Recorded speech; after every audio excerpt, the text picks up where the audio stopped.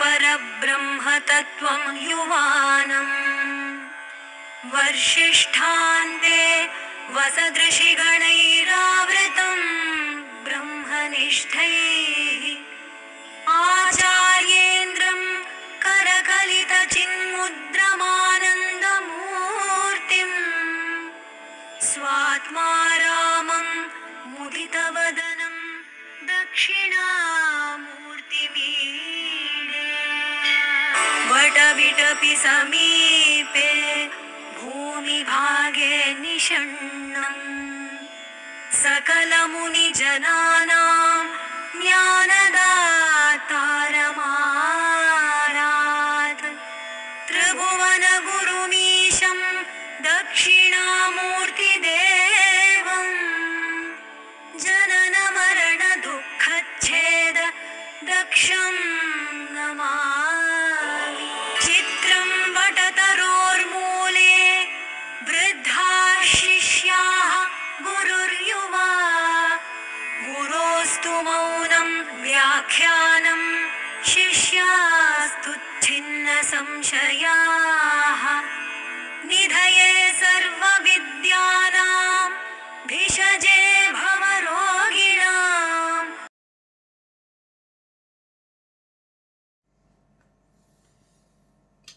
ദക്ഷിണാമൂർത്തി സ്തോത്രവും ശ്രീനാരായണ ഗുരുദേവ ദർശനവും എന്ന വിഷയമാണ് നമ്മൾ ചിന്ത ചെയ്തുകൊണ്ടിരിക്കുന്നത്.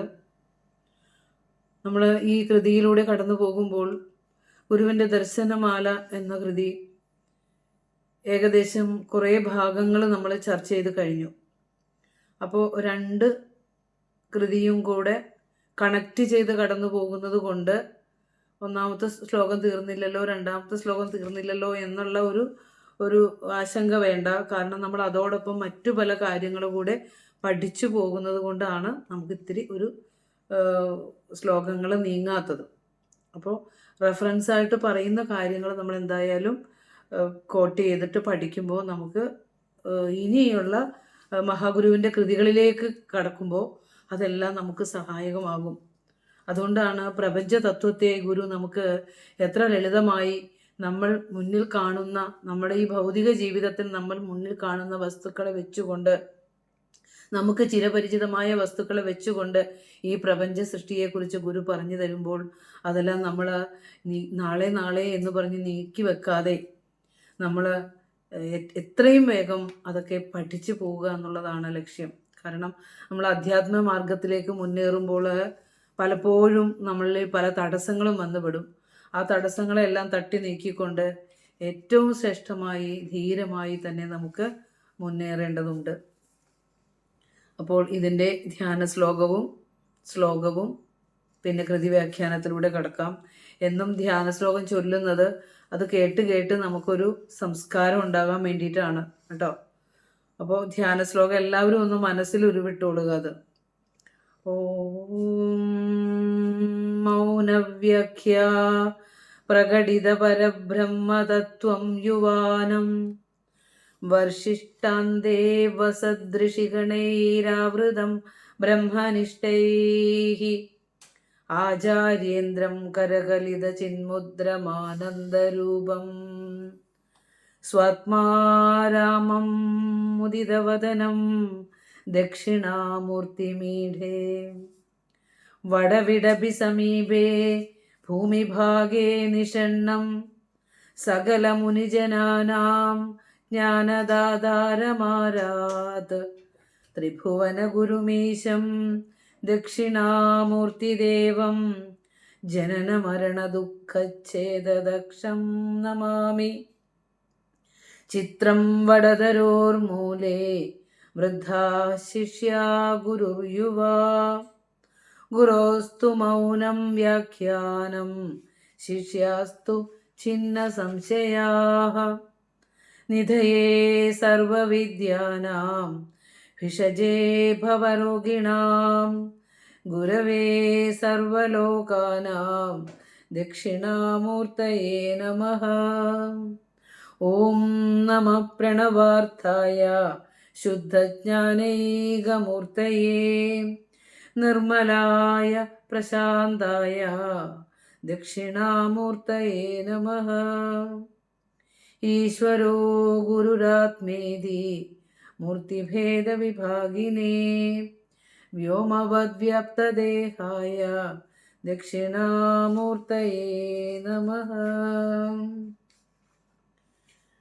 ഓം വിശ്വം ദർപ്പണദൃശ്യമാനനഗരീ തുല്യം നിജാന്തർഗതം പശ്യന്നാത്മനി മായയാ ബഹിരിവോദ്ഭൂതം യഥാ നിദ്രയാ യസ്സാക്ഷാത്കുരുതേ പ്രബോധസമയേ സ്വാത്മാനമേവാദ്വയം തസ്മൈ ശ്രീഗുരുമൂർത്തയേ നമ. ഇദം ശ്രീദക്ഷിണാമൂർത്തയേ. ബീജസ്യന്തരിവാങ്കുരോ ജഗദിദം പ്രാങ്നിർവികൽപം പുനഃ മായാകൽപ്പിതദേശകാലകലനാ വൈചിത്ര്യചിത്രീകൃതം മായാവീവ വിജൃംഭയത്യപി മഹായോഗീ വയസ്വേച്ഛയാ തസ്മൈ ശ്രീഗുരുമൂർത്തയേ നമ. ഇദം ശ്രീദക്ഷിണാമൂർത്തയേ. അതില് നമ്മള് ബീജസ്യന്തരിവാങ്കുരോ ജഗതിദം പ്രാങ് നിർവികൽപം പുനഃ, അവിടെ വരെ നമ്മൾ വിചാരം ചെയ്തു. ഒന്നാമത്തെ വരി മാത്രമാണ് നമ്മൾ വിചാരം ചെയ്തിട്ടുള്ളത്.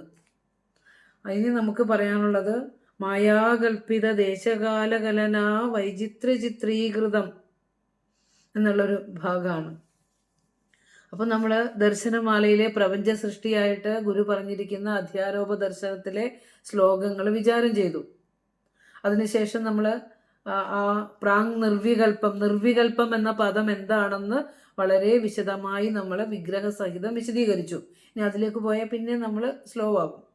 അപ്പോൾ അവിടെ നമ്മൾ പറഞ്ഞു, അവിടെ ഗുരു നിർവികൽപ്പം എന്ന പദത്തിന് പകരമായിട്ട് ദർശനമാലയിലെ ഒന്നാമത്തെ ശ്ലോകത്തിൽ ഒരു പദം ഉപയോഗിച്ചിട്ടുണ്ട്. ആ പദം ഏതാണെന്ന് നമ്മളൊന്നൊന്ന് സൂചിപ്പിച്ചു പോയായിരുന്നു. അത് ഏതാണെന്ന് ഓർമ്മയുണ്ടോ? അസത്ത്. ആരാ ഉത്തരം പറഞ്ഞേ? Very good. ഇത്രയും സൂക്ഷ്മമായ പഠിതാക്കളുണ്ടെങ്കിൽ പിന്നെ വളരെ സന്തോഷം.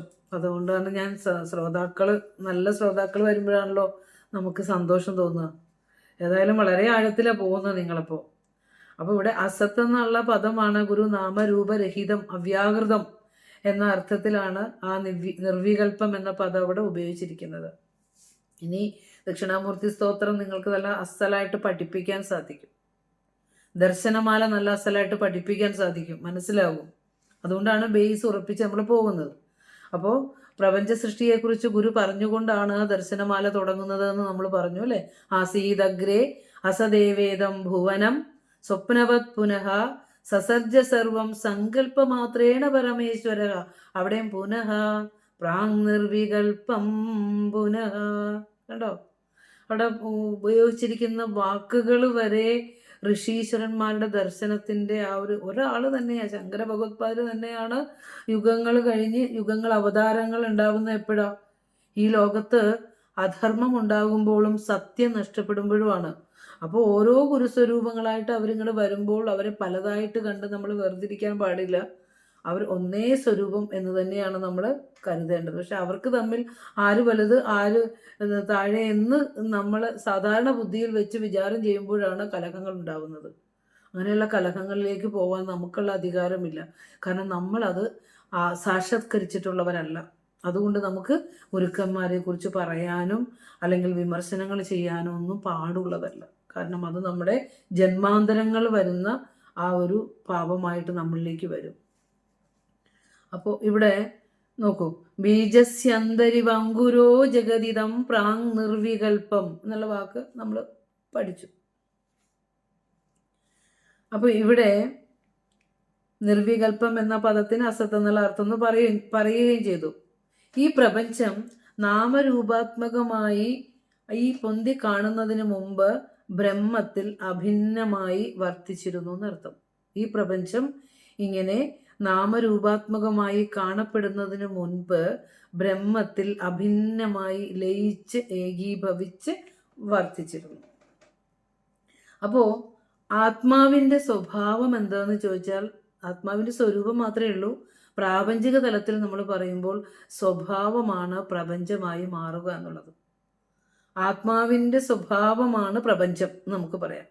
ഓർത്തോളണം, സ്വഭാവം മാറുന്നതാണ്, സ്വരൂപം മാറാത്തതാണ്. അപ്പോൾ നമ്മൾ പറഞ്ഞല്ലോ, പ്രപഞ്ചത്തിൻ്റെ യഥാർത്ഥ കാഴ്ച എന്തെന്നാണ് അടുത്ത വരിയിലൊക്കെ പറയാൻ പോണതേ. അത് എങ്ങനെയാണോ ഒരു മണ്ണ്, കളിമണ്ണ്, നമ്മളൊരു പ്രത്യേക ഇനം മണ്ണാണ് കുഴച്ച് വെള്ളം ചേർത്ത് കുഴച്ച് അത് പ്രത്യേക തരത്തിൽ പാകപ്പെടുത്തിയിട്ടാണ് കുടവും കലവും ചട്ടിയും പാത്രമൊക്കെ വെക്കുന്നത്. അപ്പോൾ മണ്ണിൻ്റെ സ്വഭാവമാണ് പാത്രമായി മാറുക എന്നുള്ളത്. ഇനി സ്വർണം പ്രത്യേക തരത്തിൽ പാകപ്പെടുത്തി അതിനെ നമ്മൾ വിവിധങ്ങളായ ആഭരണങ്ങളാക്കി മാറ്റുന്നു. അല്ല, നമുക്ക് അരിപ്പൊടിയോ വേറെ ഏതെങ്കിലും പൊടിയും കൊണ്ട് ആഭരണം ഉണ്ടാക്കാൻ പറ്റുമോ? ഇല്ല.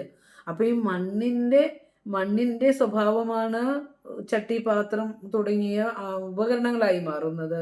സ്വർണത്തിൻ്റെ സ്വഭാവമാണ് ആഭരണങ്ങളായി മാറുക എന്നുള്ളത്. അതിൽ തന്നെ അന്തർലീനമായിരിക്കുന്ന ഒരു ആശ്ചര്യപരതയാണത്. അതുപോലെ ബ്രഹ്മത്തിൻ്റെ സ്വഭാവമാണ് ഈ പ്രപഞ്ചം എന്ന് നമുക്ക് പ്രാപഞ്ചിക തലത്തിൽ പറയാം. അപ്പോൾ എപ്രകാരമാണോ വിത്തിനകത്ത് മുളയായി ഈ പ്രപഞ്ചം ഏകീകരിച്ചിരുന്നത്, അതുപോലെ ബ്രഹ്മശക്തിയിൽ വിത്തിനകത്ത് മുള എന്നതുപോലെ പരബ്രഹ്മ സ്വരൂപത്തിൽ ഈ പ്രപഞ്ചം ഏകീഭവിച്ച് വർദ്ധിച്ചിരുന്നു എന്ന് പറഞ്ഞു. അപ്പോൾ വല്ലാത്തൊരു അത്ഭുതം തന്നെയാണ്. അഖണ്ഡബോധ വസ്തുവിൽ ഈ പ്രപഞ്ചത്തെ ഏകീകരിച്ച് വച്ചിരുന്നു എന്നുള്ളതിനെ, ആ പ്രോസസ്സിനെ, അതങ്ങനെ വെക്കുന്ന പ്രക്രിയയെ ഗുരു നമുക്ക് വിശദീകരിച്ച് തന്നിട്ടുണ്ട്. അതായത് വിത്തിൻ്റെ അകത്ത് ഒരു മുള ഇരിക്കുന്നത് പോലെ ഈ നാനാത്വമാർന്ന ഈ വിശാലമായ ഈ പ്രപഞ്ചത്തെ, നാനാ ജീവജാലങ്ങൾ അടങ്ങിയ ഈ പ്രപഞ്ചത്തെ എങ്ങനെയാണ് ആ സങ്കല്പത്തിൽ അല്ലെങ്കിൽ വെച്ചിരുന്നത്, ഈശ്വരനിൽ തന്നെ അവ്യക്തമായി വെച്ചിരുന്നത് എന്നുള്ളതിന് ഗുരു പറയുന്ന ഒരു ശ്ലോകമുണ്ട്. അതുപോലെ ഈ ഉദാഹരണം അങ്ങോട്ട് കോട്ട് ചെയ്ത് പറഞ്ഞതേ ഉള്ളൂ. ആ ഒരു പ്രോസസ്സ് അത് എഴുതി വെച്ചോട്ടോ. എങ്ങനെയാണ് വിത്തിനകത്ത് വൃക്ഷം എന്നതുപോലെ ഈ പ്രപഞ്ചത്തെ ജഗദീശ്വരനിൽ അവ്യക്തമായി വെച്ചിരുന്നു എന്നുള്ളതിന് ഗുരു പറയുന്ന ശ്ലോകമാണ് മായാദർശനത്തിലെ 9ാമത്തെ ശ്ലോകം. നോട്ട് ചെയ്യുക. മായാദർശനം 9ാമത്തെ ശ്ലോകം. ധീയതേ അസ്മിൻ പ്രകർഷേണ ബീജേ വൃക്ഷ ഇവാഖിലം. 9ാമത്തെ ശ്ലോകം പെട്ടെന്ന് പ്രാർത്ഥനാ മഞ്ജരി കയ്യിൽ വേണം, പെട്ടെന്ന് മറിക്കുക, ശ്ലോകം നമ്പർ എഴുതി വെക്കുക. ബാക്കി നമ്മൾ ക്ലാസ് കഴിഞ്ഞിട്ട് കുറിച്ചാൽ മതി. ആശയമൊക്കെ വേണ്ടുന്നത് എഴുതി വെക്കുക. ധീയതേ അസ്മിൻ പ്രകർഷേണ ബീജേ വൃക്ഷ ഇവാഖിലം അധഃ പ്രാധാന്യതോ വ അസ്യ പ്രധാനമിതി കഥ്യതേ. കണ്ട, ബ്രഹ്മത്തിന് അല്ലെങ്കിൽ ബ്രഹ്മശക്തിയായ മായയ്ക്ക് ഗുരു ഒരു പേര് കൊടുത്തു, പ്രധാനമെന്ന്. നമ്മളിങ്ങനെ കഴിഞ്ഞു പോകുമ്പോൾ ഗുരു ആരാണ്? ഈ പ്രപഞ്ച സൃഷ്ടാവായ ജഗദീശ്വരൻ ഒരു ഗുരുസ്വരൂപമാർന്നു വന്ന ആ ഗുരുവിനെ അറിയണമെങ്കിൽ ഗുരുവിൻ്റെ കൃതികളിലേക്ക് നമ്മൾ ആഴത്തിൽ ഇറങ്ങണം. നോക്കൂ, നമുക്കത് എന്താന്ന് നോക്കാം. ധീയതേ അസ്മിൻ പ്രകർഷേണ ബീജേ വൃക്ഷ ഇവാഖിലം അധഃ പ്രാധാന്യതോ വാ അസ്യ പ്രധാനമിതി കഥ്യതേ. ബീജേ വൃക്ഷ ഇവ. കണ്ടോ, വിത്തിൽ ഒരു വൃക്ഷത്തെ എങ്ങനെ ഉള്ളടക്കി വെച്ചിരിക്കുന്നോ അതുപോലെ അസ്മിൻ ബീജേ വൃക്ഷ ഇവ അസ്മിൻ എന്ന് വെച്ചാൽ അസ്മിൻ ബ്രഹ്മണി, ഈ ബ്രഹ്മത്തിൽ അഖിലം മുഴുവനും പരശതം അല്ലെ കോടാനുകോടി നക്ഷത്ര സമൂഹങ്ങളെ, അതിനെ ചുറ്റുന്ന ശതകോടി സൗരയൂഥങ്ങളെ, പിന്നെ അതുപോലെ തന്നെ അതിൽ നിന്നുണ്ടായ അതിന് പരമകാരണമായ പഞ്ചഭൂതങ്ങളെ, ആ പഞ്ചഭൂതങ്ങളിൽ നിന്നുണ്ടായ ചരാചരങ്ങളെ, ആ ചരാചരങ്ങളായ ഭൂമിയും നദികളും അങ്ങനെ സമസ്തതിനെയും പേരെടുത്ത് പറയാം. സൂര്യചന്ദ്ര മനുഷ്യ പക്ഷിമൃഗാദി സർവ്വതിനെയും അസ്മിൻ, ഇതിൽ അഖിലം എന്നുള്ള വാക്കുകൊണ്ട് അതെല്ലാം പറയാം. സർവ്വതിനെയും പ്രകർഷേണ, കണ്ട, വിട്ടുപോകാതെ, പ്രകർഷേണ ധീയതേ, വിട്ടുപോകാതെ ധരിച്ചു വെച്ചു. ജഗദീശ്വരൻ്റെ ആ അമേയ വൈഭവ, അളക്കാനാവാത്ത വൈഭവത്തെ എങ്ങനെയാ ഗുരു ഇതിങ്ങനെ പകർത്തി വെച്ച്? അപ്പൊ ഗുരു ആരാ? ഗുരു ഈ വാക്കുകളിലൂടെ ഇതിന് ഇങ്ങനെയാണ് ഇത് വെച്ചത് എന്ന് പറയാൻ ശ്രമിക്കുകയാണ്, വാക്കുകൾക്ക് അതീതമായ സത്യത്തെ. അപ്പോൾ ഗുരു ആരാ? ഇത് ചിന്തിച്ചു നോക്കും നമ്മള്. നമ്മൾക്ക് കൈ കിട്ടിയിരിക്കുന്ന, ആരാധിക്കാൻ കിട്ടിയിരിക്കുന്ന, പഠിക്കാൻ കിട്ടിയിരിക്കുന്ന, പാദവന്ദനത്തിന് കിട്ടിയിരിക്കുന്ന മഹാഗുരു ഈ പ്രപഞ്ച സൃഷ്ടാവായ ജഗദീശ്വരൻ തന്നെയാണ് എന്നുള്ളത് തന്നെ എത്ര സുകൃതികളാണ് നമ്മൾ. ഒരു സദ്ഗുരുവിനെ, പരബ്രഹ്മ വിലീനനായ ഒരു മഹാഗുരുവിനെ പഠിക്കാനും അറിയാനും ആ സംസ്കാരത്തിൽ ജീവിക്കാനുമൊക്കെ ഭാഗ്യം സിദ്ധിച്ചവര് ഈ ലോകത്ത് പുണ്യമാർന്നവരാണ്. ആ പുണ്യത്തെ നമ്മൾ ഓർത്തോർത്തോർത്ത് കൊണ്ട് വേണം ജീവിക്കാൻ. എനിക്കൊന്നുമില്ലല്ലോ ദൈവമേ, ഞാൻ എത്ര നിസ്സഹായനും അശക്തനും അശരണനുമാണെന്ന് നമ്മൾ വിലപിക്കുമ്പോൾ ഓർക്കണം, നമുക്ക് കിട്ടിയിട്ടുണ്ട് ഒരു മഹാഗുരുവിനെ. സർവ്വതിനും പരിഹാരമായ സംസാര രോഗഭിഷജേ നമ എന്നൊക്കെ നമ്മൾ പ്രാർത്ഥിക്കും അല്ലേ? ഈ സംസാരത്തിലെ സകല രോഗങ്ങൾക്കും സകല ദുഃഖങ്ങൾക്കും സകല പ്രശ്നങ്ങൾക്കും പരിഹാരം തന്ന ഒരു പരബ്രഹ്മസ്വരൂപനായ മഹാഗുരു പ്രപഞ്ച സൃഷ്ടിയെക്കുറിച്ച് പറയുമ്പോൾ വളരെ അത്ഭുതം നമുക്ക് തോന്നും. അപ്പോൾ ബീജേ വൃക്ഷൈവ അസ്മിൻ, ബ്രഹ്മത്തിൽ അഖിലം മുഴുവനും പ്രകർഷേണ ധീയതേ, വിട്ടുപോകാതെ ധരിച്ചിരുന്നു. അതിന്റെ ആ ശ്ലോകത്തിന്റെ ആത്മാവാണ് അത്രയും ഭാഗം. അത് മനസ്സിലായെന്ന് തോന്നുന്നു. ബീജേ വൃക്ഷൈവ അസ്മിൻ അഖിലം പ്രകർഷേണ ധീയതേ. പ്രകർഷേണ നമുക്ക് എപ്പോഴും സംശയം വരുന്ന പദമാണ്. അതിനകത്ത് വിട്ടുപോകാതെ മാറിപ്പോകാതെ അതിൽ തന്നെ ചേർത്ത് വെച്ചുകൊണ്ട് ധരിച്ചിരുന്നു. അധഹ, അധഹ വിഗ്രഹ രൂപത്തിലാ പറയണം കേട്ടോ.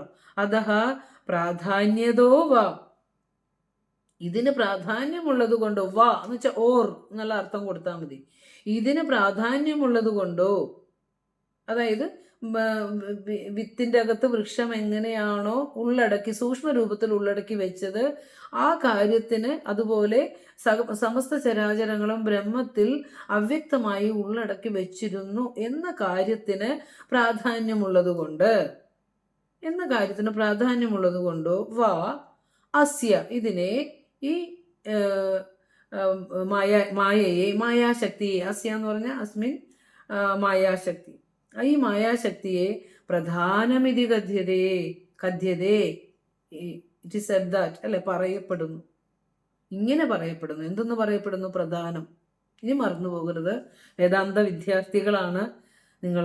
അപ്പോൾ എങ്ങനെയാണ് പ്രപഞ്ചത്തെ വൃക്ഷത്തെ വിത്തിന്റെ അകത്ത് ഉള്ളടക്കി വെച്ചത്, അതുപോലെ ഈ പ്രപഞ്ചം എങ്ങനെയാണ് ബ്രഹ്മത്തിൽ വിലീനമായിരുന്നത് എന്ന് ഗുരു പറഞ്ഞിരിക്കുന്ന ഒരൊറ്റ വാക്കാണ് പ്രധാനം. പ്രധാനം വിദ്യ അവിദ്യ പര അപര തമ പ്രധാനം പ്രകൃതി ഇതി ബഹുധാ സൈവ ഗദ്യതേ. പല പേരുകളിൽ ഇവിടെ പറയാം. കാരണം ഒരംശം, ഈശ്വര ശക്തിയുടെ ഒരംശം മാത്രമാണ് ഈ പ്രപഞ്ചം.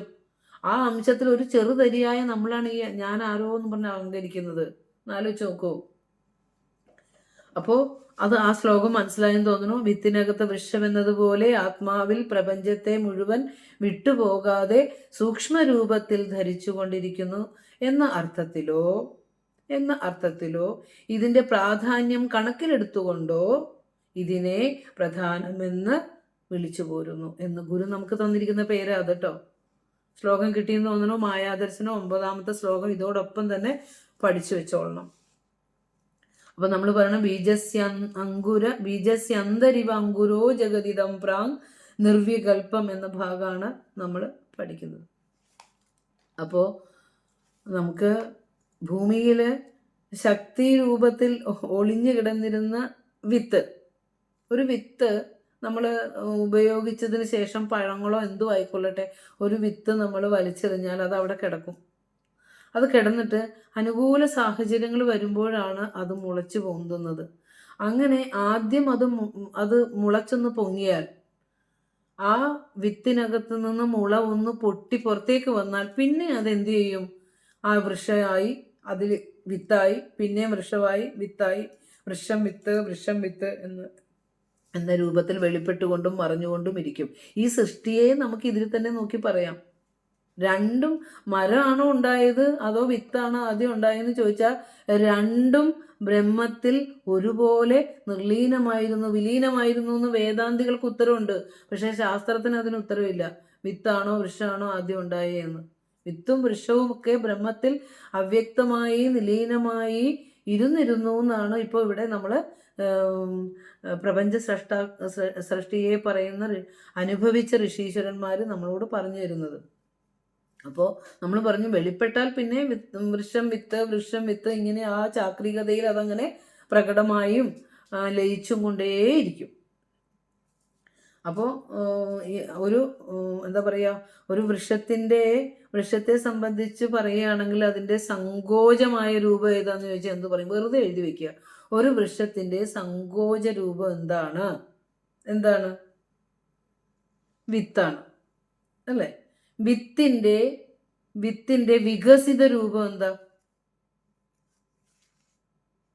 വൃക്ഷത്തിന്റെ സങ്കോച രൂപം വിത്തും വിത്തിന്റെ വികസിത രൂപമാണ് വൃക്ഷം അല്ലേ?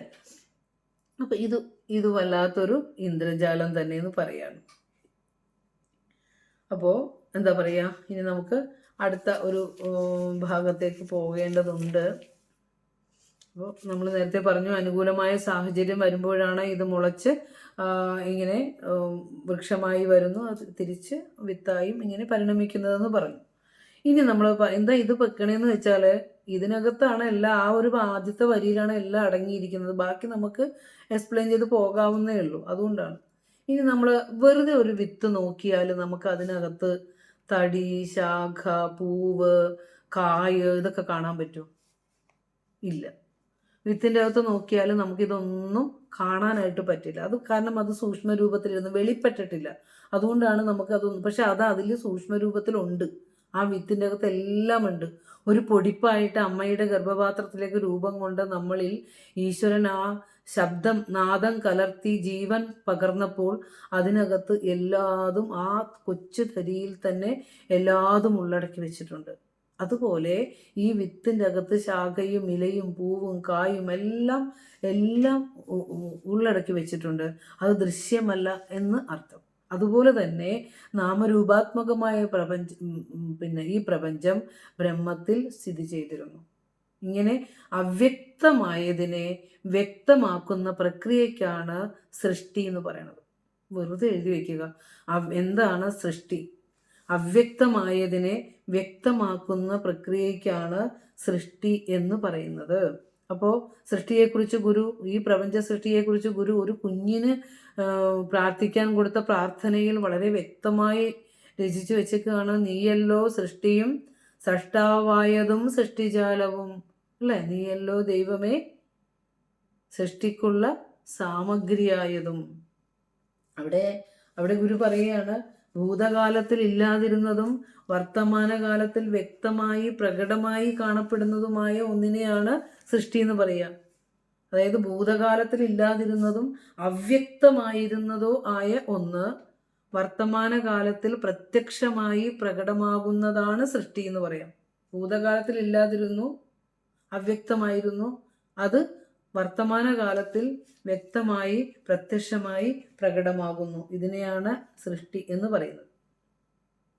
അത് ഈശ്വരൻ അതിൻ്റെ സ്രഷ്ടാവാണ് എന്ന് പറയുമ്പോൾ ഓർത്തോളണം, ഈശ്വരൻ സ്രഷ്ടാവാണ് എന്ന് പറയുമ്പോഴത്തേക്ക് ഒരു കുലാലൻ മണ്ണ് കുഴിച്ച് കുടം ഉണ്ടാക്കുന്ന പോലെയല്ല. ഇവിടെ കുലാലനും കുടവും വ്യത്യാസമുണ്ട്. ഒരു നെയ്ത്തുകാരൻ പാവിൽ ഓടം എറിഞ്ഞിട്ട് തുണി നെയ്യുന്നത് പോലെയല്ല. തുണി നെയ്തവനും തുണിയും രണ്ടും വേറെ വസ്തുവാണ്. അതുപോലെയല്ല. അതാണ് അവിടെ പറഞ്ഞ ഒരു വിത്ത് എങ്ങനെയാണോ മുളച്ചു വരുമ്പോൾ അത് തന്നെ വിടുത്തി അത് തന്നെ പലതായി മാറിയത്. അതുപോലെ വേറൊരു ഉദാഹരണം പറഞ്ഞാൽ, ലൂതമുള്ളിലിരുന്ന നൂലു വലിച്ചു നൂത്തുകളിച്ചതും സാദരം തനതുള്ളിലാക്കി രമിച്ചിടും പടിമായയാ അല്ലെ? മായാകൽപ്പിത ദേശകാലകലന വൈചിത്ര്യ ചിത്രീകൃതം. ഇതെന്ത് എല്ലാത്തിലും ഗുരു ഈ തത്വം ഉള്ളടക്കി വെച്ചേക്കുക. അതെങ്ങനെയാന്ന് വെച്ചാൽ ഒന്നേ ഉള്ളൂ. എട്ടുകാലി എങ്ങനെയാണോ തന്നിൽ നിന്നുള്ള ആ ദ്രവത്തെ എടുത്തുകൊണ്ട് ആ നൂല് വളരെ കൃത്യമായി അതിലൂടെ ഓടി നടന്ന് നെയ്തിട്ട് അത് കുറച്ച് കഴിയുമ്പോഴത്തേക്ക് അത് തന്നെ ആഹരിച്ച പ്രോട്ടീനും അത് തന്നെ എടുക്കും, അതിൻ്റെ ശരീരത്തിലേക്ക് അത് തന്നെ എടുക്കും. എന്നിട്ടാണ് അത് വീണ്ടും അത് തന്നെ സൃഷ്ടിക്കുന്നത്. ഉർണനാഭി സൃജതേ ഗൃഹണതേ ച. അത് ഉപനിഷത്ത് തത്വമാണ്. ഒരു ഉപനിഷത്ത് ഉക്തി രഹസ്യം ഓർത്തിടണം എന്ന് പറയുമ്പോൾ ഉപനിഷത്ത് ഉക്തി തന്നെയാണ് ഗുരുദേവ കൃതികളിൽ നിറച്ചു വെച്ചിരിക്കുന്നത്. യഥോർണനാഭിഹി സൃജതേ ഗൃഹണതേ ച യഥാ പൃഥിവ്യാ മോഷതേ, അങ്ങനെ പോകുന്നു മന്ത്രം. അപ്പോൾ അതുപോലെ സൃഷ്ടി നടന്നത്. രണ്ട് ഉദാഹരണം ഗുരു നമുക്ക് തന്നേക്കുന്നത് വളരെ വ്യക്തമായി പല കൃതികളിലും ചേർത്ത് തന്നേക്കുവാണ്. വിത്തിൻ്റെ അകത്ത് വൃക്ഷം പോലെയും എട്ടുകാലി വല നെയ്യുന്നത് പോലെയും ഒക്കെയാണ് ഇവിടെ. ഒരിക്കലും അല്പം പോലും പലതില്ല, ഒന്നേ ഉള്ളൂ. സർവം ഖലു ഇദം ബ്രഹ്മ. അതുകൊണ്ടാണ് ഗുരുവിൻ്റെ ദർശനം അദ്വൈതമാണ്, ഏകതയാണ് എന്നൊക്കെ പറയുന്നത്. അതുകൊണ്ട് തന്നെയാണ് ഗുരു അത്തരത്തിലുള്ള ഉദാഹരണങ്ങൾ നമ്മളെ നിത്യജീവിതത്തിൽ കാണുന്ന ഉദാഹരണങ്ങളാണ് ചേർത്ത് വെച്ചുകൊണ്ട് നമുക്ക് പറഞ്ഞു തന്നിട്ടുള്ളത്. അപ്പോൾ സൃഷ്ടിയും ഇന്ന് നമ്മൾ 2 പഠിച്ചു. ധീയതേ അസ്മിൻ പ്രകർഷേണ പഠിച്ചു. നീയല്ലോ സൃഷ്ടിയും സ്രഷ്ടാവായതും സൃഷ്ടിജാലവും, അല്ലേ? അപ്പോൾ സൃഷ്ടിയും സ്രഷ്ടാവും സൃഷ്ടിജാലങ്ങൾ എന്ന് പറയുമ്പോൾ ആരൊക്കെ പെടും? എല്ലാം പെടും. ഈ സൃഷ്ടിജാലങ്ങളെ ഗുരു എത്ര ശ്ലോകങ്ങളിലെ വളരെ ചെറിയ പദങ്ങൾ ഉപയോഗിച്ചുകൊണ്ട് 4 വരികളിൽ ഈ പ്രപഞ്ചത്തെ മുഴുവൻ ഗുരു ഉള്ളടക്കി വെച്ചു. നിലമൊടു നീരതുപോലെ കാറ്റു തീയും വെളിയും അഹങ്കൃതി വിദ്യയും മനസ്സും അലകളും ആഴിയും എന്നു വേണ്ട എല്ലാ ഉലകും അറിവിൽ നിന്ന് വന്ന് തിരിച്ചറിവിലേക്ക് തന്നെ മറന്നു. എങ്ങനെയായി ഗുരു ഇങ്ങനെ ഈ പദങ്ങൾ ഗുരു ഉപയോഗിക്കുന്നത് നമുക്ക് തോന്നുന്നില്ലേ? മീനായി, മാനായി, പാമ്പായി, പർവ്വതമായി, പക്ഷിയായി, അല്ലേ? അതുപോലെ തന്നെ ധരയായി, അതിലൂടെ ഒഴുകുന്ന നദിയായി, നരനായി, നാരിയായി, സ്വർഗമായി, നരകമായി, എല്ലാത്തിനെയും അറിയുന്ന ഞാനായി. ഭഗവാനെ നാടകം നിഖിലവും. ഓക്കെ, ഇതൊക്കെ ഇങ്ങനെ ഓരോരോ ഈ സൃഷ്ടിയെക്കുറിച്ച് ഗുരു ഇങ്ങനെ നമ്മളെ ഓർമ്മിപ്പിച്ചുകൊണ്ട് വരിക. നീ ഞാനും അവരും ഇവരും ഒരു കുഞ്ഞുറുമ്പ് പോലും ആ ഭഗവാന്റെ സൃഷ്ടിക്കകത്ത് തന്നെ പെട്ടതാണെന്നും എല്ലാവരിലും ഇരുന്നു കൊണ്ട് നാടകമാടുന്നത് ഒരേ ശക്തിയാണെന്നും ഇവിടെ പലതില്ലെന്നും എല്ലാം അറിഞ്ഞാൽ മനുഷ്യ മനസ്സുകൾ എത്ര ശാന്തവും സ്വസ്ഥവുമാകും. എന്ത് നേടിപ്പിടിക്കാനാ ഓടുന്നത് എന്നൊന്ന് തിരിഞ്ഞറിഞ്ഞാൽ മതി. ഒന്നിനും ഒരു നിഷ്ഠയും എന്താ പറയുക, സദാചാര മൂല്യങ്ങളും ധാർമ്മിക മൂല്യങ്ങളും ഒക്കെ നഷ്ടപ്പെടുന്ന ഈ കാലഘട്ടത്തിൽ ഗുരുവിൻ്റെ ഏകതാ ദർശനത്തിന് വളരെയധികം പ്രാധാന്യമുണ്ട്. ഗുരുക്കന്മാരൊക്കെ നമ്മളോട് പറഞ്ഞു തന്നിരിക്കുന്നത് ഈ ഏകതയാണ്.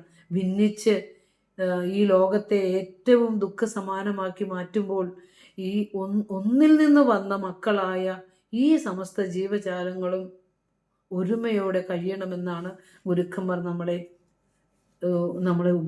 നമുക്ക് പറഞ്ഞു തന്നിട്ടുള്ളത്. അപ്പോൾ സൃഷ്ടിക്കുള്ള സാമഗ്രി എന്താ? ഗുരു നമുക്ക് സൃഷ്ടിക്കുള്ള സാമഗ്രി പറഞ്ഞു. ഒരു വീട് കെട്ടാൻ നമ്മൾ കല്ലും മണ്ണും പിന്നെ സിമെൻറ്റും പിന്നെ കമ്പിയും ഒക്കെ ഇറക്കണ പോലെ ആണോ സൃഷ്ടിക്കുള്ള സാമഗ്രി? എന്താ? ഒരൊറ്റ സാമഗ്രിയേ ഉള്ളൂ, ഈ പ്രപഞ്ചത്തിലെ പഞ്ചഭൂതങ്ങൾ, അല്ലേ? ഇത് മാത്രം. ഈ പഞ്ചഭൂതങ്ങൾ സാക്ഷാൽ ജഗദീശ്വരൻ തന്നെയാണ് പഞ്ചഭൂതങ്ങളായി വന്നിരിക്കുന്നത്. അപ്പോൾ അതാണ് സൃഷ്ടിക്കുള്ള സാമഗ്രിയും. അതുപോലെ തന്നെയാണ് ഇവിടെയും ഗുരുവിൻ്റെ കൃതികളിലെല്ലാം ഈ സൃഷ്ടി രഹസ്യം തന്നെയാണ് വെളിപ്പെടുത്തിക്കൊണ്ടിരിക്കുന്നത്. ഇപ്പോൾ 2 റഫറൻസ് നോട്ട് ചെയ്ത് വെക്കുക. ധീയതേ അസ്മിൻ പ്രകർഷേണ എന്നുള്ളതും നീയല്ലോ സൃഷ്ടിയും സ്രഷ്ടാവായതും സൃഷ്ടിജാലവും.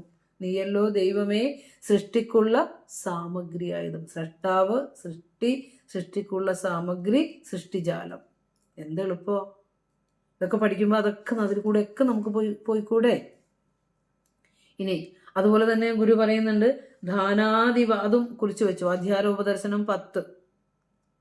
ദാനാദിവടോ യസ്മാത് പ്രാദുരാസീദിദം ജഗത് സബ്രഹ്മ സശിവോ വിഷ്ണു സപര സർവ ഏവ സഹ.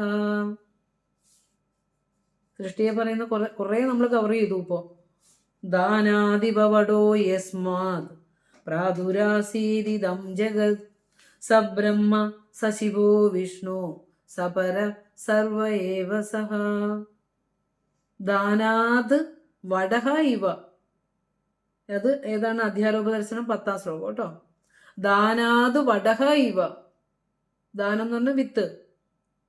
പല പല പദങ്ങൾ ഗുരു ബീജം പോലെ തന്നെ ഒരു വാക്കാണ് ദാനാത്. ദാനാത് പഞ്ചമി വിഭക്തിയാണ്. ഫ്രം ദാറ്റ് എന്നുള്ള അർത്ഥമാണ്. വിത്തിൽ നിന്ന്. വടഹ ഒരു ആൽമരം. എങ്ങനെയാണോ കുഞ്ഞ് വിത്തിന്റെ അകത്ത് നിന്ന് ആൽമരം എങ്ങനെയാണോ അതുപോലെ യസ്മാത്. യസ്മാത് പഞ്ചമി. യാതൊന്നിൽ നിന്നാണ്. യാതൊരു യസ്മിൻ എന്ന് നേരത്തെ പറഞ്ഞില്ലേ? യസ്മിൻ. ധിയതേ ധിയതേ അസ്മിൻ നമ്മൾ പറഞ്ഞില്ല. അസ്മിൻ അത് സപ്തമി വിഭക്തിയാണ്. അതുപോലെ തന്നെയാണ് എന്താ പറയാ വടോ. ഇവിടെ യസ്മാത്താണ്. ഇവിടെ പഞ്ചമിയാണ്, അവിടെ ഷഷ്ടിയോ. ഓക്കെ. അപ്പോൾ യസ്മാത് ഇതം ജഗത് പ്രാദുരാസീത്. യാതൊരു ബ്രഹ്മത്തിൽ നിന്നാണോ ഈ പ്രപഞ്ചം ഉണ്ടായത്. സ ബ്രഹ്മ സ ശിവ വിഷ്ണു സ പരഹ സർവയേവ സഹ. ആ വസ്തു തന്നെയാണ് ആ ഏകമായ ഈശ്വരനിൽ നിന്നുണ്ടായ ആ പ്രപഞ്ചം. ഈ പ്രപഞ്ചത്തിൽ കാണുന്ന സകലതും അതിനെ ഒരുമിച്ച് ചേർത്തുകൊണ്ട് പറയാണ് ആ ആത്മവസ്തു തന്നെയാണ്, ആ ഏകം തന്നെയാണ് അനേകമായി മാറിയിരിക്കുന്നത്. അവൻ തന്നെയാണ് ബ്രഹ്മാവ്, അവൻ തന്നെയാണ് ശിവൻ, അവൻ തന്നെയാണ് വിഷ്ണു, അവൻ തന്നെയാണ് പരമമായ സത്യം. ആ പരമാത്മാവ് തന്നെയാണ് ജഗത്തിനാകെ ആശ്രയം.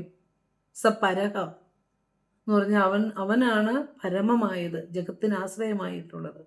സർവയേവ സഹ. അവൻ തന്നെയാണ് എല്ലാമായി മാറിയിരിക്കുന്നത്. ഗുരുവിൻ്റെ അദ്വൈത ദർശനം എന്നുള്ള ഹെഡിങ് നിങ്ങൾ എഴുതി വയ്ക്കുക. എന്നിട്ട് ഇതെല്ലാം കോട്ട് ചെയ്ത് ഇനിയിപ്പോൾ സമാധിക്കും മഹാസമാധിക്കും ജയന്തിക്കൊക്കെ പ്രഭാഷണങ്ങൾ ചെയ്യുമ്പോൾ ഇതൊക്കെ ഇടയ്ക്ക് കയറ്റി ആഡ് ചെയ്ത് കൊടുക്കണം. കാരണം നമ്മൾ ബാഹ്യമായ തലത്തിൽ ഓടി നടക്കരുതിനി. ഇത് ഗുരു പറഞ്ഞിരിക്കുന്ന ദർശനത്തെ ചേർത്ത് ഉദാഹരണങ്ങൾ സഹിതം ലളിതവത്കരിച്ച് അവരുടെ ഭാഷയിലേക്ക് ഇറങ്ങി ചെന്നിട്ട് പറഞ്ഞു കൊടുക്കണം. പലതില്ല, ഒന്നേ ഉള്ളൂ. എത്രയോ ഉദാഹരണങ്ങളടക്കം ഗുരു നമുക്ക് പറഞ്ഞു തന്നിട്ടുണ്ട് എന്ന് പറഞ്ഞു കൊടുക്കണം. അപ്പോൾ ദാനാദിവ പടോ യസ്മാത് പ്രാദുരാസീദിദം ജഗത് സ ബ്രഹ്മ സ ശിവോ വിഷ്ണു സ പരഹ സർവയേവ സഹ എന്ന് പറയുന്നത്. അതായത് അത്യന്തം. അതിൻ്റെ അന്വയം എങ്ങനെയെന്ന് വെച്ചാൽ ദാനാത് വടഹ ഇവ യസ്മാത് യാതൊരു ബ്രഹ്മത്തിൽ നിന്നാണോ ഇതം ജഗത്ത് ഈ പ്രപഞ്ചം പ്രാദുരാസീത് ഉണ്ടായിട്ടുള്ളത്. അവിടെയൊക്കെ എത്ര പ്രാവശ്യം പറഞ്ഞേക്കണേ. ടീച്ചർ എന്തിനാ ഇങ്ങനെ ആവർത്തിച്ച് പറയണത്, റിപ്പീറ്റ് ചെയ്യണത്? ഇതൊക്കെ പറഞ്ഞു കഴിഞ്ഞാൽ അല്ലെന്ന് ചോദിച്ചാൽ നമ്മൾ ഗുരുവിനോട് അങ്ങനെ ചോദിക്കുമോ? ഗുരു എന്തിനാ? ഗുരു പറഞ്ഞു തന്നതാ പറയുന്നുള്ളൂ. ഗുരു ആവർത്തിച്ച് പറഞ്ഞു തന്നുകൊണ്ടാണ് ആ ശിഷ്യഗണങ്ങള് ആ ഗുരു പറഞ്ഞു തന്നത് തന്നെ പറയണമെന്നേ ഉള്ളൂ. നമ്മുടേതായിട്ടുള്ള ഒന്നുമില്ല. ഞാനൊന്നും ആവർത്തിച്ച് പറയണതല്ല. ഭഗവാൻ എന്തിനാണ് ഒരേ ശ്ലോകത്തിൽ തന്നെ ഒരേ കാര്യം എത്രയോ വട്ടം 1-2 അധ്യായങ്ങളിൽ ആവർത്തിച്ചു? കാരണം അത് ആവർത്തനഃ അസകൃത് ഉപദേശഃ. അത് ബ്രഹ്മസൂത്രം പറയുന്നതാണ്. ആവർത്തിച്ച് പറയുന്നത്. അസകൃത് വീണ്ടും പറയുന്നു. ഉപദേശമായതുകൊണ്ട് ഗുരുക്കന്മാരുടെ ഉപദേശത്തെ 1-2 വട്ടം ഒന്നും കേട്ടാൽ പോരാ. 9 പ്രാവശ്യം തത്വമസി എന്തിനാ പറഞ്ഞു കൊടുത്തേ? ഒരു പ്രാവശ്യം പറഞ്ഞതല്ല അച്ഛാ, പിന്നെ എന്തിനാ അത് പറയണേ?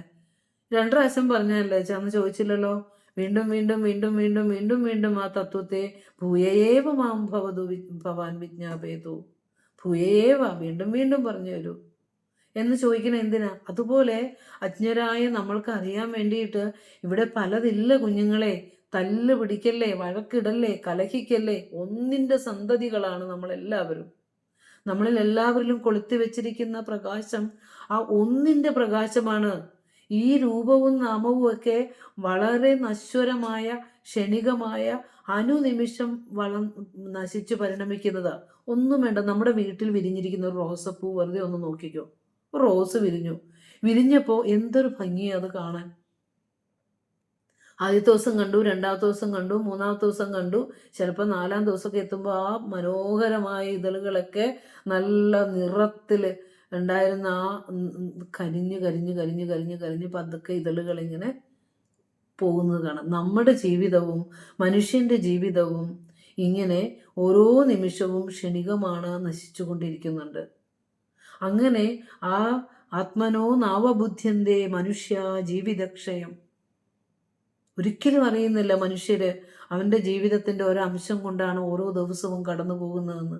അപ്പോഴും കലഹിക്കാതെ, എന്താ പറയുക, ഏറ്റവും ശാന്തവും സ്വസ്ഥവുമായി ജീവിത ലക്ഷ്യം എന്തെന്ന് തിരയാൻ ഒരിത്തിരി സമയമെങ്കിലും ജീവിതത്തിൽ മാറ്റിവെക്കുക. ഈ ഓട്ടത്തിൻ്റെ ഇടയിൽ എനിക്ക് സമയമില്ല എന്ന് പറഞ്ഞ് ഓടുന്നവരോട് ചോദിക്കാൻ ഒറ്റ വാക്കുകൾ, എങ്ങോട്ടാ ഓട്ടം? അവസാനം ഒരുപിടി ചാരത്തിലേക്ക്, അല്ലേ? അപ്പോൾ അതിനു മുമ്പ് മനുഷ്യ ജീവിതത്തിൽ ചെയ്യേണ്ടതും അറിയേണ്ടതുമായ പല കാര്യങ്ങളുമുണ്ട്.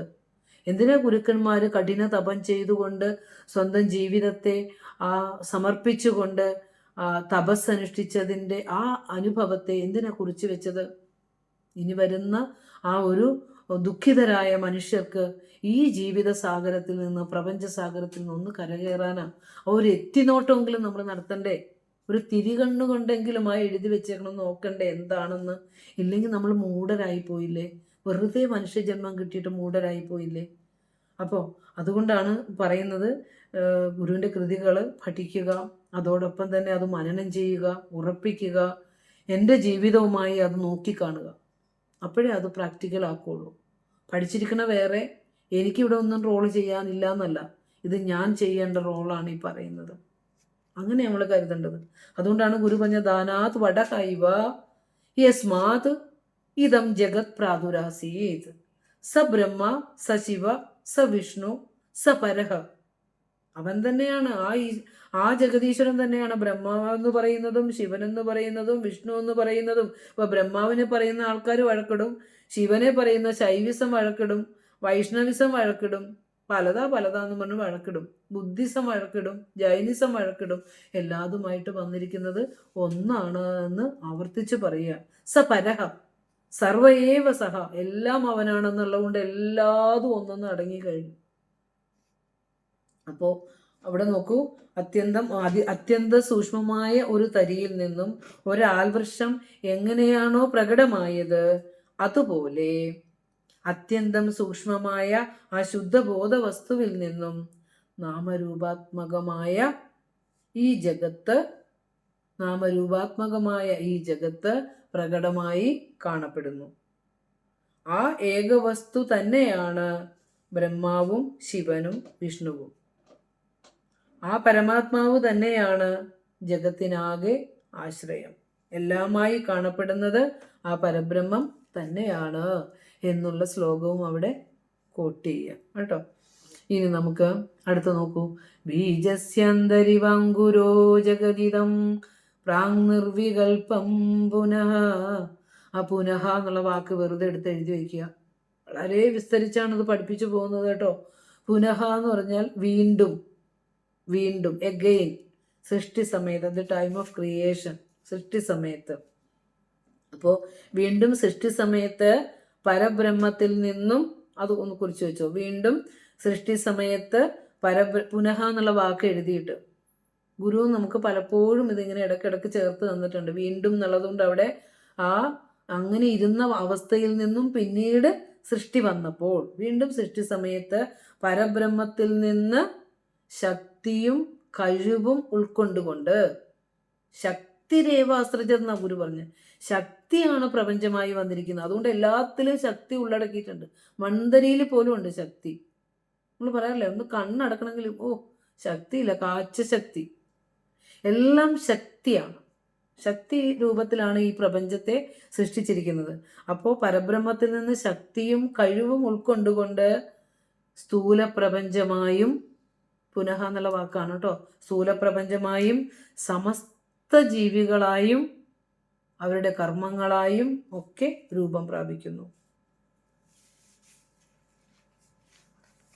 നോക്കൂ, വീണ്ടും സൃഷ്ടി സമയത്ത് പരബ്രഹ്മത്തിൽ നിന്ന് ശക്തിയും കഴിവും ഉൾക്കൊണ്ടുകൊണ്ട് സമസ്ത ജീവജാലങ്ങളായും അവരുടെ കർമ്മങ്ങളായും സമസ്ത പ്രപഞ്ചമായും രൂപം പ്രാപിക്കുന്നു എന്ന് പറഞ്ഞു. ഇനി അടുത്ത് നോക്കൂ, ഒരു വിത്ത് മുളയ്ക്കാനായിട്ട് നമുക്ക് എന്താവശ്യമുണ്ട്? ഈർപ്പ് ആവശ്യമുണ്ട്, അനുയോജ്യമായ മണ്ണ് ആവശ്യമുണ്ട്, വിത്ത് വിതയ്ക്കാൻ ഒരു ഇടം ആവശ്യമുണ്ട്, സൂര്യപ്രകാശമൊക്കെ ആവശ്യമാണ്. അത് ശ്രദ്ധിച്ചോളണം, പറയുന്നത് എന്താണെന്ന് ശ്രദ്ധിച്ചോളണം. ഒരു വിത്ത് മുളയ്ക്കണമെങ്കിൽ അനുകൂലമായ സാഹചര്യങ്ങൾ വേണം. ഒന്നാമത് അതിന് ദേശം വേണം നടാൻ, പിന്നെ അതിന് വെള്ളം വേണം. ജഗദീശ്വരൻ്റെ ആ കാരുണ്യ മഴ പൊഴിഞ്ഞാൽ മാത്രമേ ഈ ഭൂമിയിൽ സസ്യങ്ങൾ ഉണ്ടാവുകയുള്ളൂ. അവിടെയും ദയാസിന്ധുവായ ജഗദീശ്വരൻ മഴയായി പെയ്യണം ഇവിടെ. എന്നിട്ട് ഈ ഭൂമിയിലെ ജീവശക്തിയും കൂടി ചേരുമ്പോൾ മാത്രമേ ആ വിത്ത് മുളയ്ക്കുള്ളൂ. അല്ലാതെ കർഷകൻ പറയാം, ഞാൻ ഇത്രയും വിളയെടുത്തു, ഇത്രയും വലിയ നല്ല കർഷകന് പുരസ്കാരം കിട്ടുമ്പോൾ ആ കൃഷി ചെയ്തവനാണ്, അവനെ മാത്രമേ കാണുന്നുള്ളൂ, ജഗദീശ്വരനെ ആരും കാണുന്നില്ല. അതാണ് പ്രശ്നം. അവിടെയൊക്കെ നമ്മൾ സമർപ്പിതമായിക്കൊണ്ട് നമ്മൾ ഒരു ആദരവിനോ അല്ലെങ്കിൽ എന്തിനെങ്കിലോ ബഹുമാനത്തിനോ പാത്രമാകുമ്പോൾ ഒരു തല ഇങ്ങനെ കുനിക്കുമ്പോൾ നമ്മുടെ തല അവിടെ ഉണ്ടാവരുത്. ആ തല ആരുടെ ആയിരിക്കണം? ഭഗവാനെ ജയിക്കുക. അവിടുത്തെ നാമങ്ങൾക്ക്, അവിടുത്തെ ദർശനം, അതാണ് വിജയിക്കപ്പെടുന്നത്. നമ്മൾ കുഞ്ഞു ജീവികൾ ഓരോരുത്തരെ എന്തെങ്കിലുമൊക്കെ തന്ന് ഇങ്ങനെ ഒരു ട്രോഫി, ഒരു കളിപ്പാട്ടം തന്നെ പോലെ തന്നിട്ട് നീ വലിയ ആളാന്നൊക്കെ പറയുമ്പോൾ ഇങ്ങനെ തല കുനിക്കുമ്പോൾ അതിനകത്ത് ആ തല ഉണ്ടാവാൻ പാടില്ല. കാരണം അവിടെ ഭഗവാന്റെ നാമങ്ങളാണ് എപ്പോഴും വിജയിക്കുന്നത്. അതാണ് അത് തല വന്നു പോയാൽ നമ്മൾ കഴിഞ്ഞു. പിന്നെ അതെപ്പോഴും നമ്മൾ ഓർക്കേണ്ട കാര്യമാണ്. ഒരു കർഷകന് ഒരു വിത്തിനെ മുളപ്പിക്കാൻ പറ്റും, മഴ പെയ്യിക്കാൻ പറ്റും, പണിയെടുക്കാൻ പറ്റും, മണ്ണൊക്കെ കളച്ച് അത് വളം ചേർത്ത് കീടങ്ങളൊക്കെ വരണുണ്ടെങ്കിൽ അതിനെയൊക്കെ ഇല്ലാതാക്കാനുള്ള കാര്യങ്ങളൊക്കെ ചെയ്യാൻ പറ്റും, പറിച്ചെടുക്കാൻ പറ്റും കായ്കൾ, അത് കൂട്ടി പിന്നെയും വിത്താക്കാൻ പറ്റും, ഇതൊക്കെ പറ്റും. പക്ഷേ ഭൂമിയിൽ നിന്ന് ജീവശക്തി ഉണ്ടാകണം, മഴ, കാരുണ്യ മഴ പൊഴിയണം. അങ്ങനെ ആ ഒരു യജ്ഞ സംസ്കാരം ഉണ്ട്. ആ ഒരു സംസ്കാരത്തിൻ്റെ ഓർമ്മപ്പെടുത്തലും കൂടിയാണ് ഇതൊക്കെ. അപ്പോൾ ആ ഈശ്വരൻ്റെ, നമ്മൾ അതുപോലെ ഗുരു പിണ്ടനന്ദി എന്തിനാ പറഞ്ഞു തന്നെ, ഞാൻ വലിയ ആളാണെന്ന് പറഞ്ഞ് അഹങ്കരിക്കുമ്പോൾ ആ ഈശ്വരൻ്റെ കാരുണ്യം എത്ര ഉണ്ടായതുകൊണ്ടാ ഇന്ന് ഈ ഭൂമിയിൽ ഇപ്പോൾ ഇവിടെ ഇരുന്ന് നമുക്ക് സംസാരിക്കാൻ സാധിക്കുക. അപ്പോൾ ഓരോ നിമിഷവും ആ കാരുണ്യത്തെ ഓർത്തോർത്തു കൊണ്ടുപോകുന്ന നല്ല മനുഷ്യരായി നമ്മൾ മാറിയാൽ നമ്മൾ ഇരിക്കുന്നിടത്ത് കലഹം ഉണ്ടാവുക, വിട്ടുവീഴ്ചകൾ തയ്യാറാവുക, ക്ഷമിക്കാൻ തയ്യാറാവുക. ഏറ്റവും വലിയ ആയുധം മൗനമാണ്. ഒന്നിനും നമുക്ക് പറഞ്ഞുകൊണ്ട് ഒരാളെ തോൽപ്പിക്കാമെന്ന് കരുതി ആരും സംസാരിക്കരുത്. പക്ഷെ മൗനത്തിലിരുന്നാൽ നമുക്ക് തോൽപ്പിക്കാൻ പറ്റും. വീട്ടിലാണെങ്കിൽ പോകട്ടെ, മദ്യപിച്ച് കലഹം ഉണ്ടാകുമ്പോഴും അതിനോടൊപ്പം ശബ്ദിക്കാൻ പോയാൽ ആ വീട്ടിലും ആ മദ്യപിച്ച് വന്ന ആളൊന്നും അറിയുന്നില്ല, പക്ഷെ ബാക്കിയുള്ള എല്ലാവരുടെയും അവസ്ഥ വല്ലാതെ ദയനീയമാകും. അതുകൊണ്ട് ഒരാൾ, വിവേകിയായ ഒരു വീട്ടമ്മ ചെയ്യേണ്ടത് എന്താ? മൗനമാകുക. അപ്പോൾ കുടുംബാന്തരീക്ഷം ശാന്തമാവും. അപ്പോൾ അതാണ് പറഞ്ഞു വന്നത് കേട്ടോ. ഇതിലോട്ടൊക്കെ നമ്മൾ പോയി. ഇവിടെ പറഞ്ഞു വന്നത് ഒരു വിത്ത് മുളയ്ക്കണമെങ്കിൽ ഇപ്പോൾ എങ്ങനെയാണ് വിത്ത് മുളയ്ക്കാൻ അനുകൂലമായ സാഹചര്യം വേണമെന്നാണ് നമ്മൾ പറഞ്ഞു വന്നത്. അങ്ങനെയാണെങ്കിൽ അവ്യക്തമായി പരമേശ്വരനിൽ സ്ഥിതി ചെയ്യുന്ന ഈ ലോകം ഇങ്ങനെ പ്രത്യക്ഷപ്പെടാൻ സഹായമായ കാരണങ്ങൾ എന്തെല്ലാമാണ്? അതാണ് ഈ പറയാൻ പോണത്. മയാകൽപിത ദേശകാലകലന പറയുമ്പോൾ അത് എന്തുകൊണ്ടാണ് അങ്ങനെ പറഞ്ഞത്? വിത്ത് വിതയ്ക്കാൻ ഇത്രയും സാഹചര്യങ്ങൾ വേണം. അപ്പോൾ പരമേശ്വരനിൽ അവ്യക്തമായിരുന്ന ഈ പ്രപഞ്ചം ഇങ്ങനെ പ്രത്യക്ഷപ്പെടാൻ സഹായകമായ കാരണങ്ങൾ എന്തെല്ലാമാണ്? അവ്യക്തമായി പരമേശ്വരനിൽ സ്ഥിതി ചെയ്തിരുന്ന ലോകം ഇങ്ങനെ പ്രത്യക്ഷപ്പെടാൻ സഹായകമായ കാരണങ്ങൾ എന്തെല്ലാമാണ്? അടുത്ത ചോദ്യം, പരമേശ്വരൻ സൃഷ്ടിച്ച പ്രപഞ്ചത്തിൻ്റെ ഉപാദാന കാരണം എന്ത്? അടിസ്ഥാന കാരണം എന്ത്? ഈ ചോദ്യങ്ങൾ നമ്മളിലേക്ക് വരുമ്പോൾ അതിനുള്ള ഉത്തരമാണ് മായാകൽപിത ദേശകാലകലന വൈചിത്ര്യ ചിത്രീകൃതം. ഇത്രേ പറയാനുള്ളൂ. അല്ലാതെ പ്രപഞ്ചത്തെക്കുറിച്ച് പറയാൻ ഋഷീശന്മാർക്ക് പറ്റില്ല എന്ന് ഗുരു തന്നെ പറഞ്ഞു. കഴിവില്ല ഒന്നും അതുകൊണ്ട് എനിക്കുന്നു നിൻ മൊഴി വന്നു മൗന നിലയായി മുഴങ്ങുന്നിതാ. ഇത്രേ പറയാൻ പറ്റൂ. മായയെ അടക്കാൻ പറ്റും. എങ്ങനെയാണ് ജഗദീശ്വരൻ മായയായി ഇങ്ങനെ വന്നിരിക്കുന്നത് എന്നതിനെ കുറിച്ച് പറയുമ്പോൾ മൊഴി അടങ്ങിപ്പോകുന്ന അവസ്ഥ നമ്മൾ ഗുരുവിൽ കണ്ടു. പറ്റുന്നില്ല എന്ന് ഗുരു തന്നെ പറയുന്നു. കാരണം പറഞ്ഞു വരുമ്പോൾ അതായി മാറും, പിന്നെ വാക്കുകളില്ല അവിടെ. അതുകൊണ്ടാണ് പിന്നെയാട്ടെ എന്ന് പറഞ്ഞ് വാക്കുകൊണ്ട് പറയാൻ വന്നത്. അത് ഗുരു അനുഭവിച്ച അനുഭൂതിയുടെ ഒരു കുഞ്ഞു തരി അംശം മാത്രമാണ് ഗുരുവിൻ്റെ കൃതികൾ. കാരണം ഇത് വാക്കുകൊണ്ട് രേഖപ്പെടുത്താൻ പറ്റില്ല. ഒരു അതിനൊക്കെ എത്രയോ അതീതമാണ് ഭഗവാൻ അനുഭവിച്ച ആത്മീയമായ ആനന്ദം, അനുഭൂതിയൊക്കെ. അപ്പോൾ എന്തിനുള്ള ഉത്തരമായ കൽപ്പിത ദേശകാലകലന വൈചിത്ര്യ ചിത്രീകൃതം. പരമേശ്വരനിൽ സ്ഥിതി ചെയ്തിരുന്ന ഈ പ്രപഞ്ചം ഇങ്ങനെ നാമരൂപാത്മകമായി വരാനുള്ള കാരണം എന്തെന്നും പ്രപഞ്ചത്തിന്റെ പരമകാരണം എന്തെന്നും, എന്ത് വസ്തു ഇപ്പൊ പുട്ടുണ്ടാക്കാൻ നമ്മൾ അരിപ്പൊടിയും തേങ്ങയൊക്കെ നാളികേരമൊക്കെ ഉപയോഗിച്ചതുപോലെ ഈ പ്രപഞ്ചം ഉണ്ടാക്കാൻ എന്തെല്ലാം ഉപയോഗിച്ചു, എങ്ങനെയൊക്കെ ഒരു ചോദ്യം നമ്മളിൽ വരികയാണെങ്കിൽ, വിത്ത് വിതയ്ക്കാൻ സൂര്യപ്രകാശം വേണം, സ്പേസ് വേണം, അനുകൂല സാഹചര്യം വേണം. അതുപോലെ ബ്രഹ്മത്തിൽ നിന്ന് ഈ പ്രപഞ്ചം ഇങ്ങനെ വരാനുള്ള കാരണം എന്ത് എന്നൊരു സംശയം നമ്മിൽ ഉയരുകയാണെങ്കിൽ അതിൻ്റെ ഉത്തരമാണ് മായാകൽപിത ദേശകാല കലന വൈചിത്ര്യ ചിത്രീകൃതം. നമുക്ക് അതെന്താന്ന് നോക്കാം. അതിൻ്റെ അർത്ഥം മായാകൽപിത ദേശകാല കലന, മായയാൽ സൃഷ്ടിക്കപ്പെട്ട കാലദേശങ്ങളുടെ പ്രവർത്തനത്താൽ, മായയാൽ സൃഷ്ടിക്കപ്പെട്ട ദേശകാലം, അവിടെ ടൈം ആൻഡ് സ്പേസ് ആണ് നമ്മൾ വിശദീകരിക്കാൻ പോണെ. മായയാൽ സൃഷ്ടിക്കപ്പെട്ട കാലദേശങ്ങളുടെ പ്രവർത്തനത്താൽ വിചിത്രമായി പ്രകടമാകുന്നു. മായയാൽ കൽപ്പിക്കപ്പെട്ട അല്ലെങ്കിൽ മായയാൽ സൃഷ്ടിക്കപ്പെട്ട ദേശകാലങ്ങളുടെ പ്രവർത്തനത്താലാണ് വിചിത്രമായി ഇത് പ്രകടിതമായത്. ദേശവും കാലവുമാണ് ഈ പ്രപഞ്ചമായി വന്നിരിക്കുന്നത്. ഇപ്പോൾ വേദാന്ത സൂത്രമൊക്കെ അതിനെക്കുറിച്ചാണ് ഇപ്പോൾ പഠിച്ചുകൊണ്ടിരിക്കുന്നത്, അല്ലേ? വ്യാപകതയാ ദിശാമസ്തിത്വ എന്നുള്ള സൂത്രമാണ് ഇവിടെ പഠിക്കുന്നവരൊക്കെ ഇതിനകത്തുണ്ട്. അപ്പോൾ മായയാൽ സൃഷ്ടിക്കപ്പെട്ട കാലദേശങ്ങളുടെ പ്രവർത്തനത്താൽ വിചിത്രമായി പ്രകടമാകുന്നു എന്ന് പറഞ്ഞു. അപ്പോൾ അവിടെ ശ്രീനാരായണ ഗുരുദേവ വിരചിതമായ ദർശനമാലയിലെ അസത്യ ദർശനം, ഞാൻ പറഞ്ഞില്ലേ ശ്ലോകം, ഒരു ശ്ലോകത്തിൽ നമ്മൾ എത്ര കൃതികളാണ് പഠിക്കുന്നത്. ഇത് അതുകൊണ്ട് ഞാൻ ആവർത്തിക്കുകയാണ്. ആർക്കും പരിഭവം കൊണ്ട് ടീച്ചർ എന്താ ദക്ഷിണാമൂർത്തി സ്തോത്രത്തിൽ ഇങ്ങനെ നീണ്ടുപോകാത്തെന്ന് തോന്നരുത്. കാരണം ഇവിടെ ആസത്യ ദർശനം 8ാം ശ്ലോകം എഴുതി വെച്ചോ. മായൈവ ജഗദാമാദികാരണം നിർമ്മിതം തയാ. അസത്യ ദർശനം ശ്ലോകം 8. മായൈവ ജഗദാമാദികാരണം നിർമ്മിതം തയാ സർവം ഹി മായിനോ നാന്യദസത്യം സിദ്ധിജാലവത്. മായൈവ ജഗദാമാദികാരണം നിർമ്മിതം തയാ സർവം ഹി മായിനോ നാന്യദസത്യം സിദ്ധിജാലവത്. നോക്കൂ, മായൈവ ജഗദാമാദികാരം. ഇവിടെ നമ്മൾ ചോദിച്ചില്ലേ, പരമേശ്വരനാൽ സൃഷ്ടിപ്പിക്കപ്പെട്ട പ്രപഞ്ചത്തിന്റെ പരമകാരണം എന്ത്? ഈ പ്രപഞ്ചത്തിന്റെ പരമകാരണം എന്ത്? ഉപാദാന കാരണം എന്ത് എന്നുള്ളതിന് ഉദാഹരണം ഗുരു തന്നെ പറഞ്ഞിരിക്കുന്നത് കോട്ട് ചെയ്തോന്നേ ഉള്ളൂ. മായൈവ ജഗദാമാദി കാരണം. അപ്പൊ ജഗത്തിന്റെ ആദി കാരണം എന്താ? മായ. യാന്ന വിദ്യതേ സാമായ. യാതൊന്നാണോ പ്രത്യക്ഷത്തിൽ ഉണ്ടെന്ന് തോന്നുന്നതും എന്നാൽ സത്യ അന്വേഷണത്തിൽ ഇല്ലെന്ന് വരുന്നത്, അതാണ് മായ. പ്രത്യക്ഷത്തിൽ ഉണ്ടെന്ന് തോന്നുന്നു. ഇപ്പൊ നമ്മൾ അങ്ങനെയല്ലേ ഇരിക്കണേ. എൻ്റെ അച്ഛനുണ്ട്, അമ്മയുണ്ട്, ഭാര്യയുണ്ട്, ഭർത്താവുണ്ട്, മക്കളുണ്ട്, എല്ലാം ഉണ്ട്. പതുക്കെ അങ്ങ് എല്ലാം പറയുന്നില്ല. അങ്ങനെ നമ്മൾ പറയുമ്പോൾ ടീച്ചർ എന്തിനാ രാവിലെ ഇങ്ങനെ പറയണേന്ന് പറയും. പക്ഷെ അതെല്ലാം പരമാർത്ഥ സത്യമാണ്. എപ്പോഴും ആ ഏകതയിൽ നിന്ന് നാം ഏകരാണെന്ന് എപ്പോഴും ചിന്തിച്ചോളണം. കൂട്ടൊക്കെ ഒരുമിച്ച് കിട്ടിയതല്ലല്ലോ, ഇടക്കാലം കൊണ്ട് കിട്ടിയതല്ലേ. ആദ്യം വന്നപ്പോൾ കൂടെ ആരുണ്ടായിരുന്നു? സ്വരൂപം ഉണ്ടായിരുന്നു.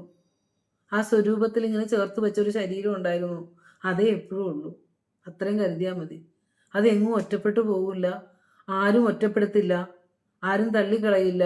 ആര് തള്ളിക്കളഞ്ഞാലും ആ സ്വരൂപം എപ്പോഴും ഉണ്ടാവും. അതിനെ ആരും സ്മരിക്കുന്നുമില്ല. സദ്ഗതി വരുവാൻ ഇതിനെ ഭജിച്ചിടണം എന്ന് പറയും. പക്ഷെ നമ്മൾ ഇതിനെ മാത്രം ഭജിക്കില്ല, ബാക്കിയുള്ളതിനും ഭജിക്കും. അതെൻ്റെ ഇതെൻ്റെ.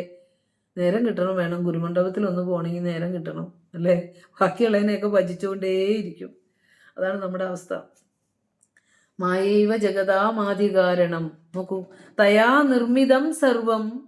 തയാ, തയാ എന്ന് പറഞ്ഞ മായയാ, മായയുടെ വിഭക്തിയാണ്. സാ തേ താഹ താം തേ, താഹ തയാ താഭ്യാം താഭിഹി, തയാ മായയാ എന്നുള്ള അർത്ഥമാണ് കേട്ടോ. തയാ നിർമ്മിതം എന്ന് വെച്ചാൽ അവളാൽ നിർമ്മിക്കപ്പെട്ട, മായയാൽ നിർമ്മിക്കപ്പെട്ട സർവം. തയാ നിർമ്മിതം സർവം, മായയാൽ നിർമ്മിക്കപ്പെട്ട സർവവും സിദ്ധിജാലവത് അസത്യം. ഉണ്ടോ? ഒരു എപ്പോഴും ഒരു സമാനമായ ഉദാഹരണങ്ങൾ എത്ര നമുക്ക് തന്നിട്ടുണ്ട്. സിദ്ധിജാലവത് അസത്യം. ഒരു യോഗിയുടെ ഉള്ളിൽ തന്നെ അന്തർലീനമായിരിക്കുന്ന സിദ്ധിവിശേഷങ്ങൾ എങ്ങനെയാണോ അതുപോലെ സിദ്ധിവിശേഷങ്ങൾ അസത്യമാണ്. കാരണം അത് ഈ പ്രാപഞ്ചിക ജീവിതത്തിൽ മാത്രം ആവശ്യമുള്ളതാണ്. അതും മായയെ പോലെ തന്നെ അസത്യമാണ്. അതാണ് ഗുരു പറഞ്ഞത്. ഇപ്പം നമ്മൾ പറയാറില്ലേ, ഗുരു എത്ര സിദ്ധിവിശേഷം കാണിച്ചിട്ടുണ്ട്. ഗുരുവിനെ പരിചയപ്പെടുത്തി കൊടുക്കാൻ വേണ്ടി നമ്മൾ പ്രസംഗിക്കുന്നതാണ്. ആ സിദ്ധിവിശേഷം അങ്ങ് പറ. നോക്കൂ, ഗുരുവിനെ ആഴത്തിൽ അറിഞ്ഞവർ സിദ്ധിവിശേഷം കേൾക്കുമ്പോൾ ചിരിക്കില്ലേ? അപ്പം നമ്മൾ അതുക്ക് മേലെ പോയവരാ. സിദ്ധിവിശേഷം ഈ ലോക ജീവിതത്തിൽ, ഭൗതിക ജീവിതത്തിൽ വിഷമിക്കുന്ന ആളുകളുടെ കണ്ണുനീര് കാണുമ്പോൾ അവിടെ നിന്ന് ഒരു ഹൃദയം ആർദ്രമായി പോകുമ്പോൾ അതൊക്കെ ഫലിക്കും.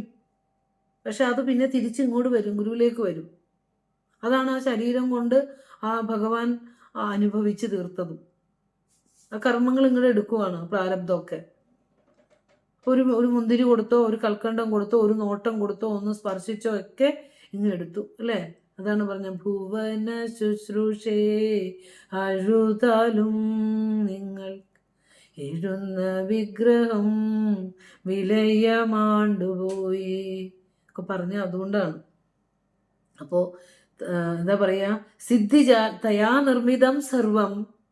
ആ ഈ മായ കൊണ്ട് കാട്ടിയിരിക്കുന്ന ഈ പ്രപഞ്ചത്തിലെ സകലതും ഒരു യോഗിയുടെ സിദ്ധിജാലം പോലെ അസത്യമാണ്, അസത്യമാണ്, അസത്യമാണ്. ഈ അസത്യത്തിനെ എത്ര ശ്രമിച്ചാലും സത്യമാക്കാൻ നമുക്ക് പറ്റില്ല. അത് ആദ്യം അറിയുക.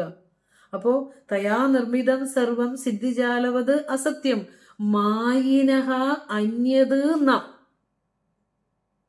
ആ മായ കാട്ടിയ മായാവി അല്ലാതെ മറ്റാരുമില്ല. പ്രപഞ്ച സൃഷ്ടാവായ ജഗതീശ്വരൻ അല്ലാതെ മറ്റൊന്നുമില്ല. ആ ഒന്ന് തന്നെയാണ് പലതായി വിടർത്തി പലതായി സൃഷ്ടി ചെയ്തിരിക്കുന്നത്. ആ ഒന്ന് മാത്രമാണ്, പലതില്ല. അതിന് ഗുരു ഉറപ്പിച്ച് പറയേ, അതൊക്കെ വെറുതെ വിട്ടുകളയരുത് വായിച്ച്. മായിനഹ അന്യത് ന അദ്വൈത ദർശനം. ഞാൻ പറഞ്ഞില്ല ആദ്യം ഗുരുവിൻ്റെ അദ്വൈത ദർശനം ഒരു ഹെഡിങ് ഉണ്ടാക്കി വെക്കുക. എന്നിട്ട് ഇതെല്ലാം കിട്ടുമ്പോൾ പഠിക്കുന്ന എല്ലാ പേജിലേക്ക് ചേർത്ത് വെക്കുക. മായിനഹ അന്യത് ന, മായാവി അല്ലാതെ മറ്റാരുമില്ല. നീയല്ലോ സൃഷ്ടിയും സൃഷ്ടാവായതും സൃഷ്ടിജാലവും. നീയല്ലോ ദൈവമേ സൃഷ്ടിക്കുള്ള സാമഗ്രിയായതും. ഞാൻ അതിപ്പെടുന്ന ഒന്ന്, ആ സൃഷ്ടിജാലങ്ങളിൽപ്പെട്ട ഒന്ന്, ആ ഭഗവാന്റെ ആ സൃഷ്ടിക്കനുസരിച്ച് ഉണ്ടായി നിലനിന്ന് മറഞ്ഞു പോകുന്ന ഒരു കുഞ്ഞണു. ഇത്രയേ ഉള്ളൂ. അപ്പം ആ ഒരു ബോധം നമുക്ക് ഉണ്ടായി വരുമ്പോൾ നമ്മുടെ ജീവിതം സമീകരിക്കപ്പെട്ടു തുടങ്ങും. അവിടുത്തെ പ്രശ്നങ്ങളും തന്നെ പരിഹരിച്ചു, പരിഹാരം തന്നെ മുന്നിലേക്ക് കടന്നു വരും. എത്ര കടുത്ത ജീവിത ദുഃഖങ്ങളിൽപ്പെട്ട് വിഷമിക്കുമ്പോഴും നമുക്ക് ശാശ്വതമായ ശാന്തി പകർന്നുകൊണ്ട് നമ്മളിൽ തന്നെ ഇരിക്കുന്നുണ്ട് ഈശ്വരൻ എന്നുള്ള ബോധം എപ്പോഴും നമുക്ക് പകർന്നു കൊടുക്കണം. പ്രായം കുറച്ച് കഴിയും തോറും നമ്മൾ അശക്തരും നിസ്സഹായരും അശരണരും പരന്റെ സഹായമില്ലാതെ ജീവിക്കാൻ പറ്റാത്തവരാണെന്നുള്ള ബോധം നമ്മളിലേക്ക് വരുമ്പോൾ നമ്മൾ ഉറപ്പിക്കണം, നമ്മൾ അശരണരല്ല, അശക്തരല്ല, നിസ്സഹായരല്ല.